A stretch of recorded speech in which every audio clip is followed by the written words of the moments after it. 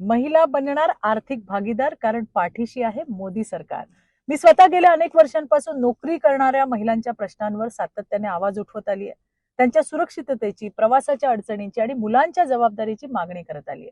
आज या संकल्पामध्ये कामाच्या ठिकाणची सुरक्षा, रात्रीची सुरक्षित वाहतूक आणि क्रेच सुविधांवरती भर देण्यात आलाय. आणि त्यामुळे या मागण्यांना ठोस उत्तर मिळालंय, याचं मला विशेष समाधान सुद्धा वाटतंय. हा अर्थसंकल्प नोकरी करणाऱ्या महिलांच्या वास्तव अडचणी ओळखणारा आणि त्यावर उपाय देणारा आहे. आणि त्यांच्या स्वप्नामधील हे जे अडथळे आहेत हे दूर करणारा अर्थसंकल्प आहे.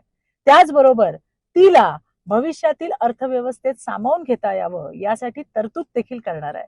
डिजिटल स्किल्स आणि ग्रीन जॉबसाठी विशेष प्रशिक्षणाची तरतूद करण्यात आली आहे. आणि यामुळे टेक क्षेत्रातील स्त्री आणि पुरुष ही दरी कमी होणार आहे. फ्रीलान्सिंग आणि रिमोट वर्कच्या नव्या संधी उपलब्ध होतील आणि महिला केवळ कर्मचारी न राहता नाविन्यपूर्ण संशोधन आणि नव्या कल्पनांचा भाग बनतील. हा अर्थसंकल्प महिलांना आज सुरक्षित करतो आणि उद्याच्या अर्थव्यवस्थेसाठी सक्षम सुद्धा बनवतो. धन्यवाद. जय हिंद, जय महाराष्ट्र.